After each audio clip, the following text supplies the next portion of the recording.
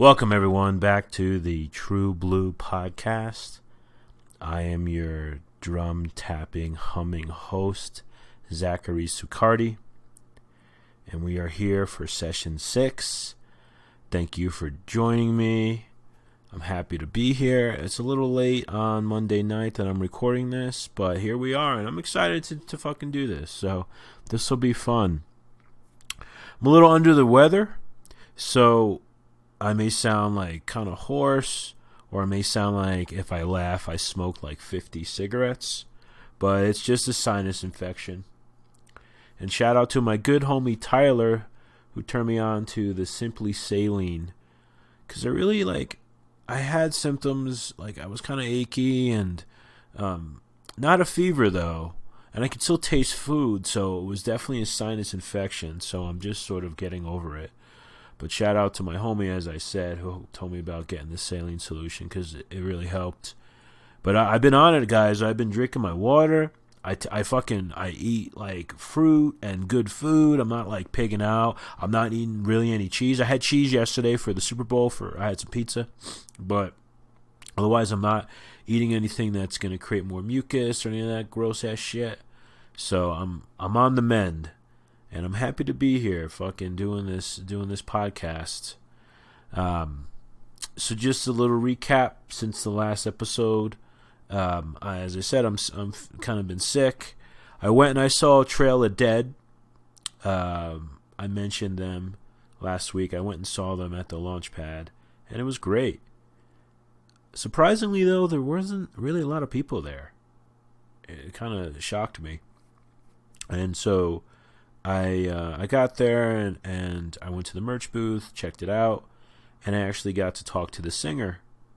And I do what I do with most bands when I like meet them or any of that, especially here. Well, I should say here in Albuquerque, is I thank them for coming, because there's so many bands that pass that don't come through Albuquerque.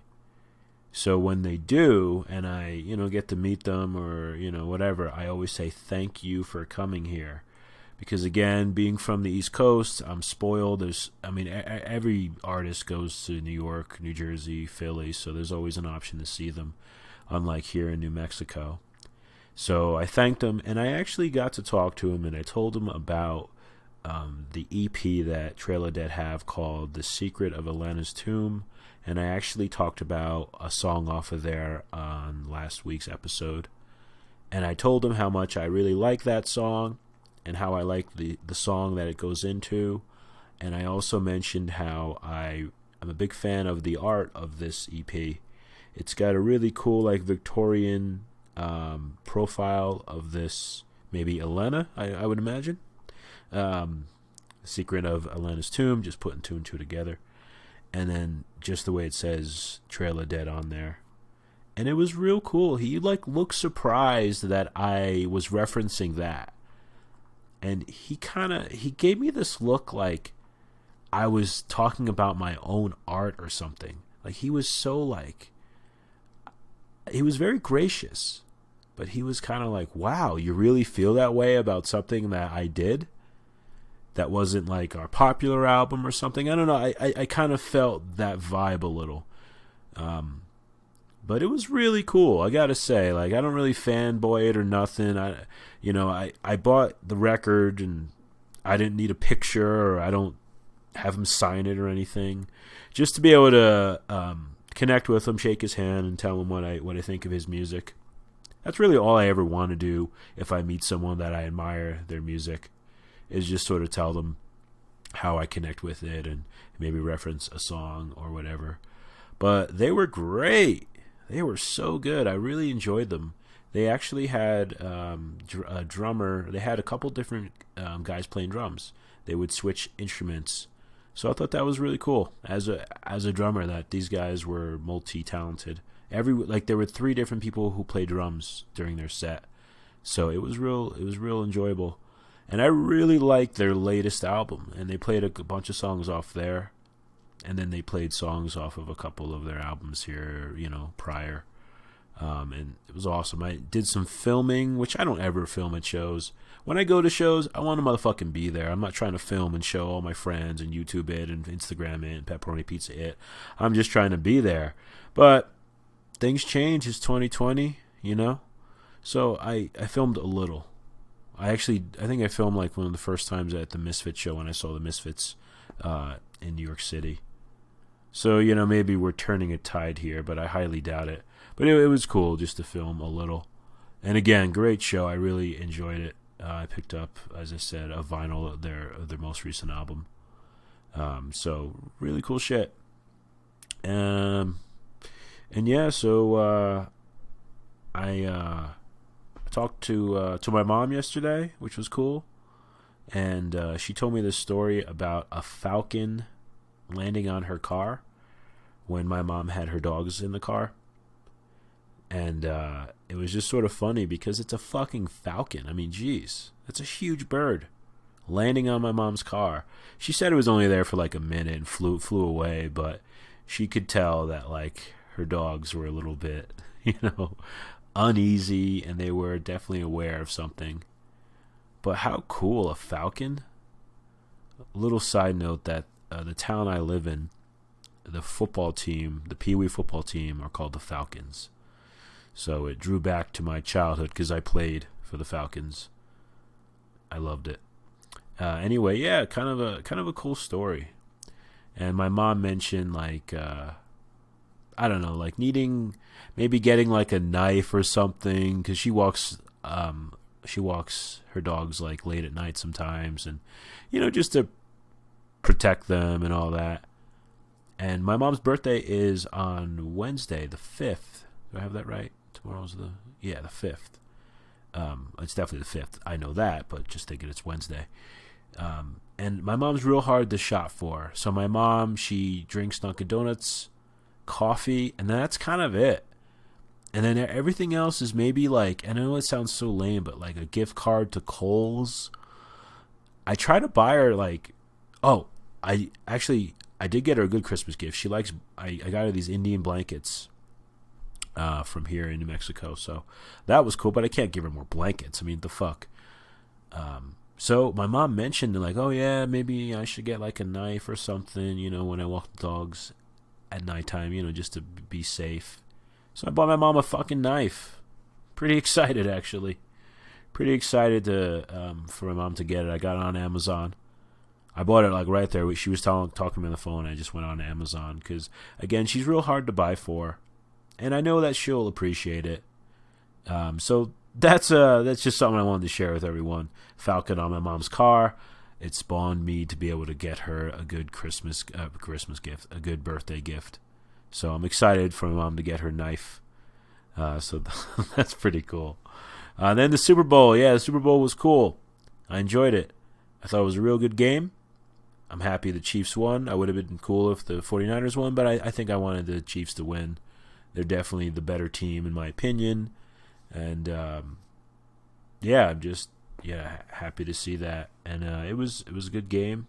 It was damn close, and then the Chiefs just took it away.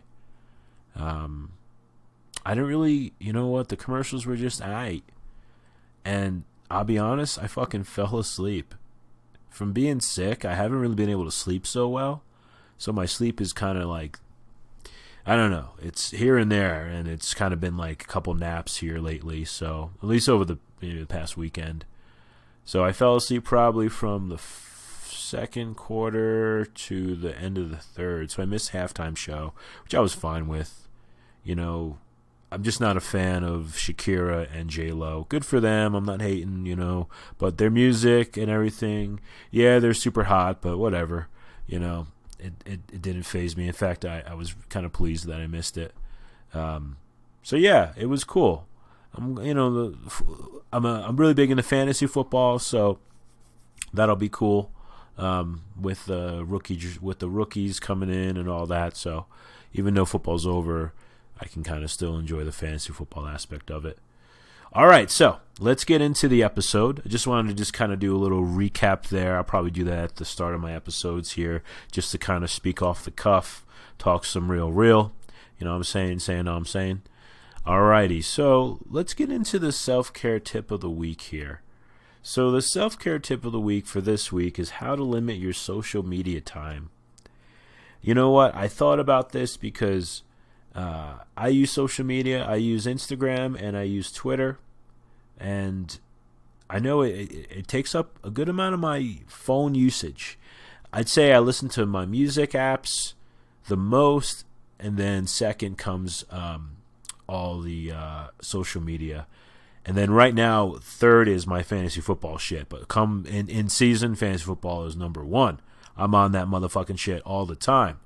You know what I'm saying? You got to be in it to win it. So, but I noticed just social media, it can be so like hollow and vapid sometimes. And I've noticed, I don't know if you guys have ever done this. I'll be in, let's say, Instagram, right? I'll be checking it out. All right, cool. I'll close out of it. And then I open it up right away again. Like this is the next thing that I open up. And I'm not conscious of it. I just open it up. I'm like, oh, there we are. It's like checking your mail every day, or, I don't know, checking your fly or some shit, like it's so weird that it has that kind of connection. So I really wanted to share some tips on how to limit social media, because as much as it's great, it connects people, your hobbies, your interests. It can really, it can even educate. There's a lot of cool things on there. A lot of positive things. I mean, I'm not going to play hate on social media and say it's not positive, because it is. I've met family members through social media. I've connected with folks, and then just doing my my podcast True Blue page, which is where you can find me on social media at Podcast True Blue. And obviously, I spend time with the podcast, and then on my personal page, looking at shit, sharing with friends and all that. But it's definitely good to minimize and to break away, because it can be kind of empty. Anyway, so I'm going to go over some tips to limit this shit, okay? First tip I'm going to talk about is that there are actually apps out there, both on Android and Apple, to help limit your screen time, help manage how often you use social media. And this can be done for any app, not just social media apps. I know with Apple, I think they have one called Screen Time that you can set. I think it's just within their software. You don't have to download it. So if you have an Apple phone, check out Screen Time. I believe there are settings within there that you can set up, so you can limit the amount of time that you're spending on your phone or on particular apps. Same with Android. They have one called Your Hour. This one you do have to download. I don't think Android comes with one, but I was able to look through the Play Store and look for one called Your Hour. So a really good first tip here, and how to minimize it, is if you get some help controlling it, and some of these apps will tell you how long you spend on it. And I mean, if you think about it, it's like, I mean, come on, what's like really happening and what's really getting done. And then I know through Instagram, they also have one. It's under Settings, Your Activity, and it's called Set Daily Reminder. And this will be something that you can set up to remind yourself not to be on it so much, or not to have it open, or just something to kind of help minimize it. And I think Facebook has one. I think it's under Settings, and it's called Your Time. I honestly, I don't have Facebook, so I'm not too clear on that. But I'm sure all of the social media platforms have something like this. And then again, all the softwares for Apple or Android do have apps to help limit your social media time or other app time. So my second tip is something called a digital Sabbath, which is ultimately choosing like a time frame, whether it be a day, a portion of the day, the morning, the evening, could be entire weekend, where you just don't use it at all. You just put it down, and then it'll honestly, I mean, you'll be able to have a fuller life. You'll be enjoying things. You'll be connecting, and then when you do go check it, you may even have something to look forward to. Check that out. And then just the word digital Sabbath is pretty cool. You know what I'm saying? So tip 3 is to disable your notifications. So if you go through the app, there's going to be under settings a place where you can disable your notifications. So that way when people are hitting you up, people are liking your shit or whatever the fuck, you're not always alerted about it. Which I know may kind of seem like, well, what's the point? You know, you want people, or you want to be notified on people reaching out to you. But the idea here is to cut down on it. You know, really just to cut down on the time that you're like checking it. So that way you're not like a slave to all these fucking notifications. You can just check it like on your lunch break or, you know, while you're waiting in line somewhere and kind of minimize it. I thought that was kind of cool. Kind of a cool idea. And again, you could do this for almost any fucking app. You can disable your notifications, which in almost any phone, it's going to be under settings or it's going to be under that particular app's settings. So just to share with ya. And then number 4 is actually, and this one I dig, is ask humans questions. Instead of going to your phone, ask people for help, their advice, their opinion. I know it sounds kind of weird. You know, I mean, I would ask people you know, or maybe if you want to strike up a conversation, you know, I would encourage it, honestly, because, you know, being outside yourself and being able to communicate and just talk to people is what I like about number 4 here.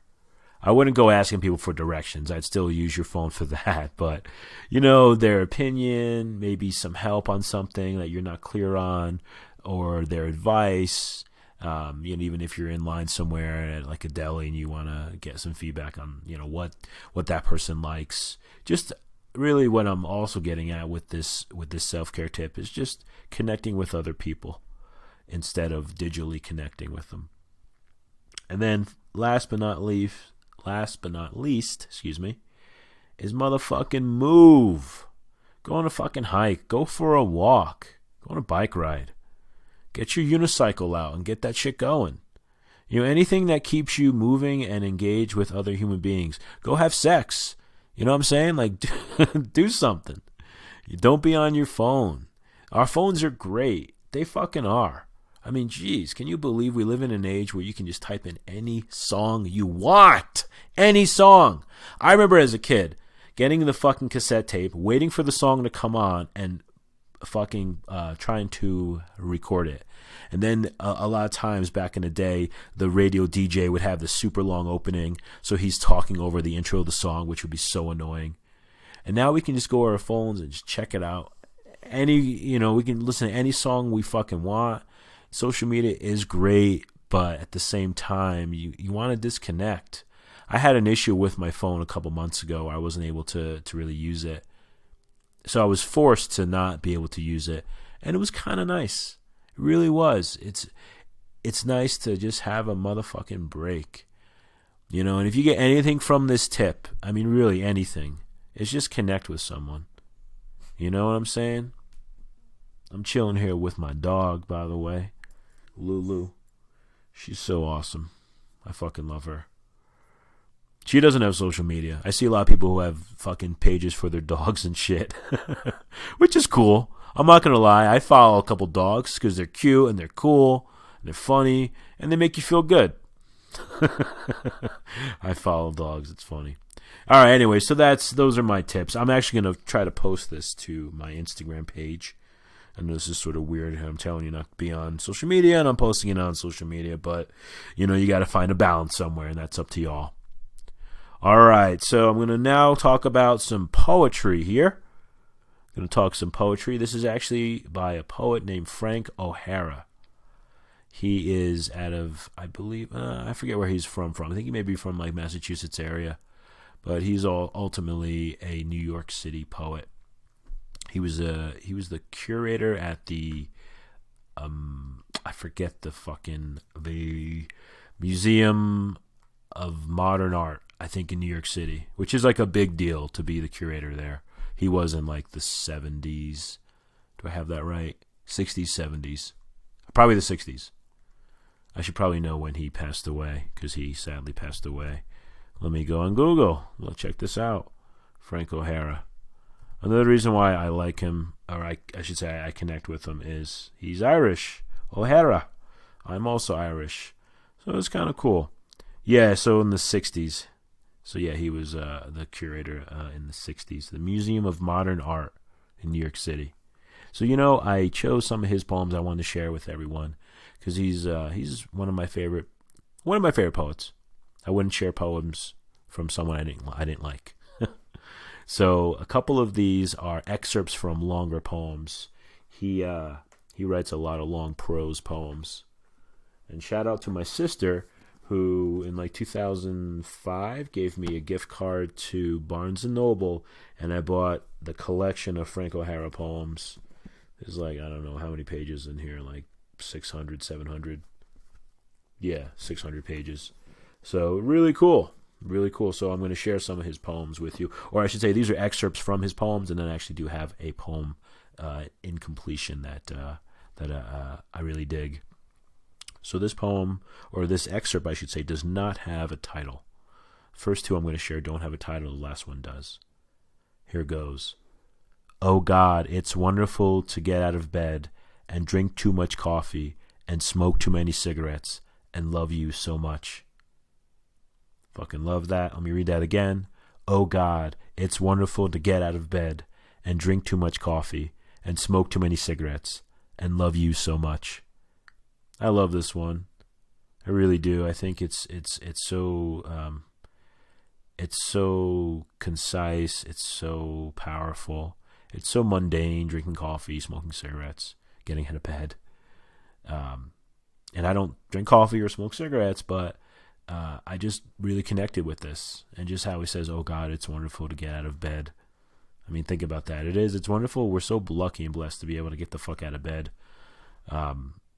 And then drink too much coffee or do anything too much, be on social media too much, drink too many Red Bulls or whatever, smoke too much weed, whatever you're going to do in excess, but to love you so much, I think is really, really powerful. And if you don't believe in God, you can substitute God for your dog or for a person, and it still has the same kind of strength to me. All right, so for the second one I chose, I absolutely love these couple lines here. Here goes. What is more beautiful than night and someone in your arms? That's what we love about art. It seems to prefer us and stays. How fucking dope is that? What is more beautiful than night and someone in your arms? That's what we love about art. It seems to prefer us and stays.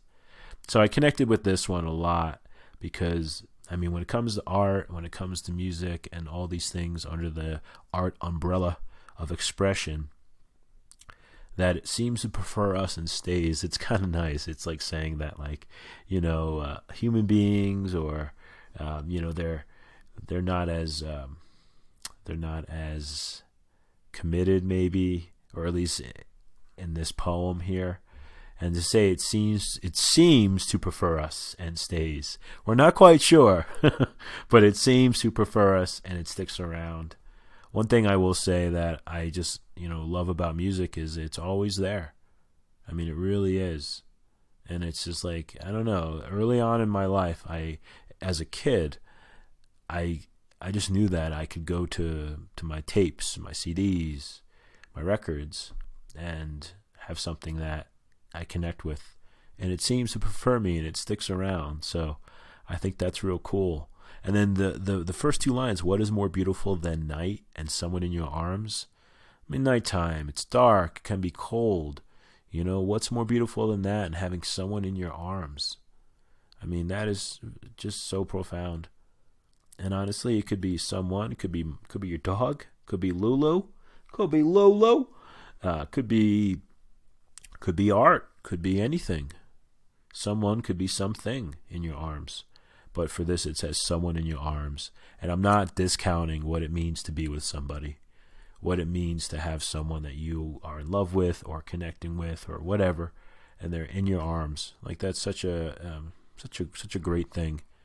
So you should, next time that you hug someone, realize that that's pretty rad that, that you're close.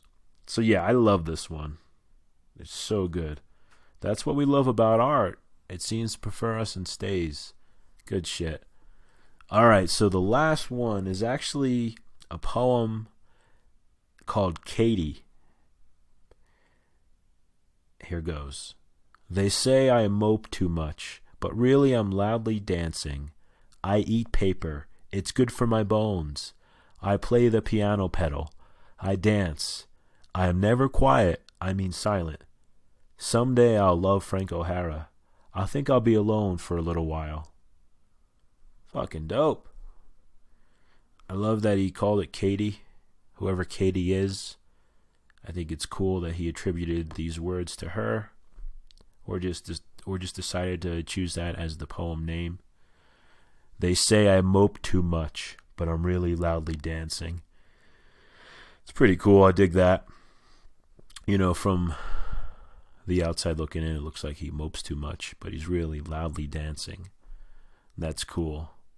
I eat paper, it's good for my bones. Makes me think of just like, you know, he's out there at a typewriter typing these poems. I play the piano pedal. Not the piano, but the piano pedal.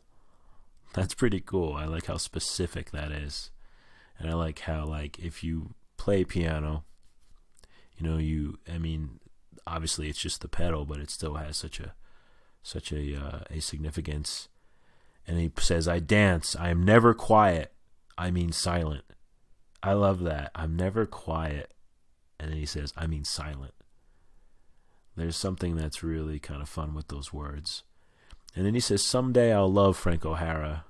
And that's him. I think I'll be alone for a little while. That I dig, because sometimes you struggle with self-love. You know, and he's saying someday he'll love himself. And he just wants to be alone for a little while. Yeah, maybe he's saying that to Katie. He's saying someday I'll love myself. And he tells her, I think I'll be alone for a little while. Just really, really dug this. Just really fun wordplay. I really love how honest it is. I love how he includes his name in it. Someday I'll love Frank O'Hara. Someday. You know, he mentions the piano pedal, and he wants to be alone for a little while to end it. So really cool stuff. Check him out, Frank O'Hara. Really, really cool poet. So I actually wrote my own version of Katie that I'll include probably in my poetry book coming out this year. I even thought of a title for it over the weekend. I probably won't share it just yet, but I love the process of putting poetry together and creating something. Even this fucking podcast, I love this process. I really do. I think I have a hard on for the process more than anything else. But, you know, just because it keeps me creative. I get to think of shit, you know, and I get to design it. It's a lot of fun. Anyway, my version of Katie, I titled Name. Here goes. They say I feel too much, but really I'm slowly dying. I eat words, drinking silence when the setting is right. I am never down, I mean up. Someday I'll love Zach Sicardi. I think I'll lay down a while. So as you can see, I borrowed some of his vibe here. I mean, you know, it's pretty much it's a homage to this poem. So yeah, I obviously did. But that I say someday I'll love Zach Sicardi. Who the fuck can connect with not loving themselves sometimes, and kind of being at odds with that? So to say someday I'll love Zach Sicardi is just really really cool. Again, how I like how he included his name. I'm including mine, and then I end it where I say, I think I'll lay down a while. He says I think I'll be alone for a little while. For me, I know with my depression, I mean, damn, I'm just like sleeping is like king. You know what I'm saying? So part of this is, you know, somewhat depressive, depressing. But I'm going to read it again. They say I feel too much, but really I'm slowly dying. I eat words, drinking silence when the setting is right. I am never down, I mean up. Someday I'll love Zach Sicardi. I think I'll lay down a while. And again, this does fall under the category of it may be depressing, but just the creation of it and sharing it turns into a positive. Which, you know, if you think about it, that's one of the cool things about when they say like depressing music or sad songs. You know, it can really kind of flip it because you have something that you're connecting with. And that, I think, is really important. So, hey, we're here at the end. Thanks again for rolling with me, for putting up with my bit of a hoarse voice, and then with my like 70 cigarettes fucking laughter, with this. Excuse me. All right, so song of the week I chose by an artist named Nick Drake. The song is called Voice from the Mountain. It's also known as Voices. And then this is from an album called Time of No Reply. Little background on this: I actually bought this record this weekend at Astro Zombies. Shout out to Mike and Chris here in Albuquerque. I bought this record, Time of No Reply. I've owned this CD since early 2000s. My friend Tom got me into Nick Drake. Wonderful folk artist, great vocals, great fucking vocals, great lyrics, beautiful guitar. I strongly suggest you check him out, Nick Drake. So I got that box set back in early 2000s. Big fan of his shit. I even read his not autobiography, but his biography. So when I saw the vinyl of Time of No Reply, I was very excited. So I bought a box set. I bought the Nick Drake box set, which has all of his albums, which are 3 albums, and then it comes with Time of No Reply, which is like a compilation.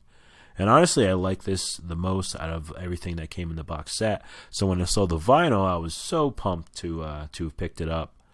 And I chose this song, Voice from the Mountain. It's the last song on the album, Time of No Reply. And it's called Voices on all of his other collection. I think there's one, I forget the name of the collection, but you could find this on YouTube, on Spotify, and Apple. It's the last song on Time of No Reply. And it's not even a song that I originally was like into, I guess you could say. And that's what I love about some artists, like certain artists that you just love, is that you'll listen to them throughout the years, and there will be times. I know this happened with Joy Division, where when I first got into them, there were a batch of songs I loved. I mean, I loved all their shit, but there were a batch that I just loved. And then throughout my life, it sort of changed, where I started jamming other songs from them. Same here with this song, Voice from the Mountain by Nick Drake.